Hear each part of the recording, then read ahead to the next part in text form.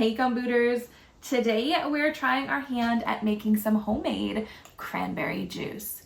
So throughout December, I saw this done quite a bit in a few different ways, and we're gonna give it a go today. I've checked my A Home Preserving book, and in here on page 189, it does give a cranberry juice recipe. So we can water bath can this or steam can this, and I don't think we'll be making too much today because I only grabbed 2 bags of these, and it says we'll probably only get about 2 quarts, but I'm gonna try a little something at the end, so stay tuned to see if we can expand this out to be a little bit more than what it says. It's just cranberries, water, and then it says adding sugar is optional. We are going to put a little bit of sugar in here to take away a little bit of the tartness of the cranberries. And we're also going to add in some lemon juice. So I was looking online and looking at all different recipes, and some of them use lemon juice, and I think it will be a nice little addition to add into the cranberry juice and add to the flavor. So let's get started. I just picked up 2 packages of frozen cranberries. These each are 450 grams. That means we have about 2 pounds of cranberries, which is equivalent to about 8 cups of cranberries as well. We're just going to get these into the pot to start with. And I am just putting them in frozen. There's no need to let them thaw first, because as they start to heat up, they'll burst. It might just take a little bit longer than if you have thawed or not frozen cranberries. But I need a bigger pot, so we're gonna switch that out real quick.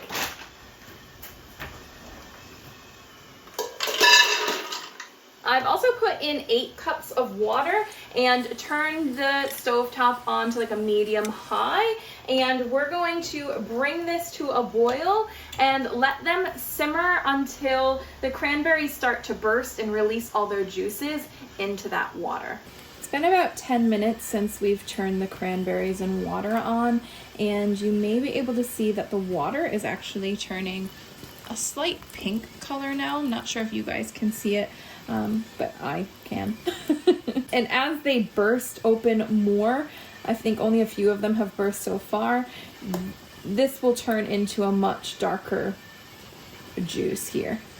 It's been about 20 minutes and we're still letting these cranberries simmer on the stove. They are starting to kind of get a bit wrinkly and burst open and get a little bit mushy now. You can kind of see, if we have a look at like some of these here, they're starting to get wrinkly. Some of them have split like this one here.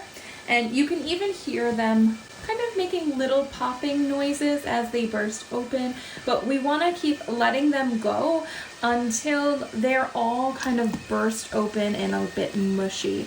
So I'm gonna let them keep doing their thing here. And it's putting off a really nice aroma right now. The whole kitchen is starting to smell a bit like cranberries.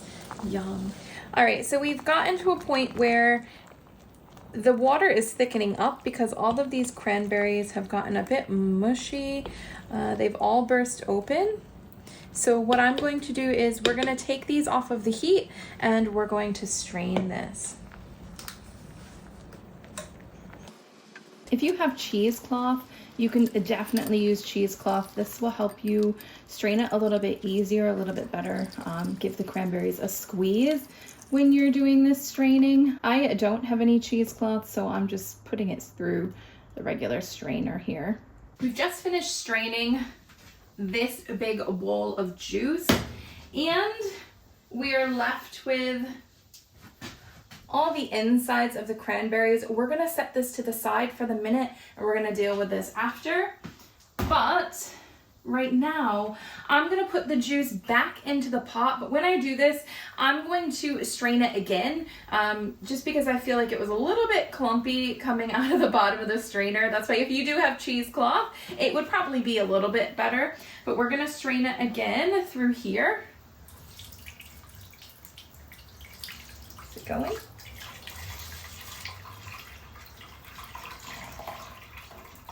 Can't actually see what I'm doing. There we are.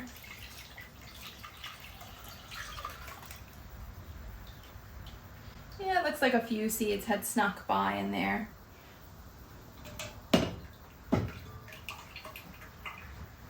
A little bit of thickness in the strainer, not too bad though. But I am gonna pull this out and we're gonna put that in with the rest of the cranberries there. Now I'm just gonna turn this heat back on, just to like a medium heat, and we're going to add in 1 cup of sugar and 4 tablespoons of lemon juice. And I'm just going to let this heat up again and keep stirring it until the sugar dissolves.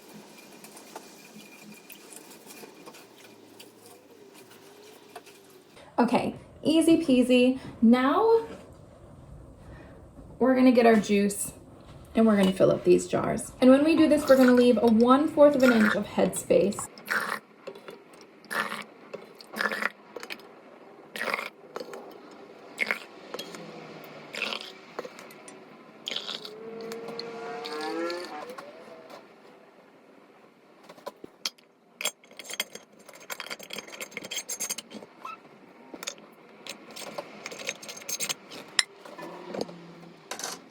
Before I water bath can those 2 quart jars that I just filled, I'm gonna try and see if we can get a little bit more juice out of these cranberries. Now I do have maybe 1/2 cup, 1/4 cup of juice left in here.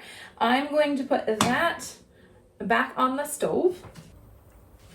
Then I'm grabbing all of these cranberry mushy bits.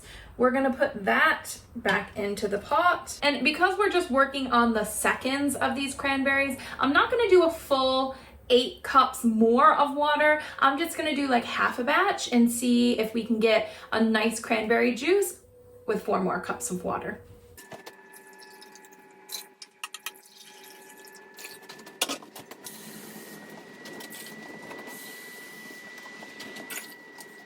And we're gonna put this back on medium high.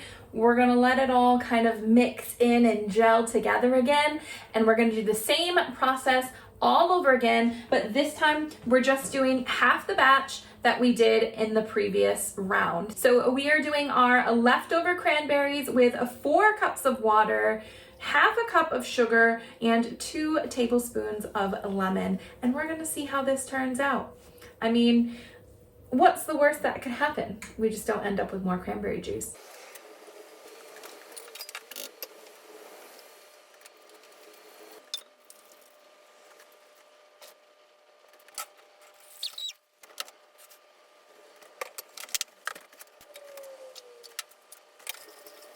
These leftover cranberries, you can turn these into like a fruit leather in the dehydrator, or I could probably do another round of cranberry juice, but I'm not gonna bother. I'm just gonna toss them, but if it is a little bit of a waste. So if you're doing this and you don't want to just waste them, turn it into fruit leather or something, but we're gonna say goodbye to it.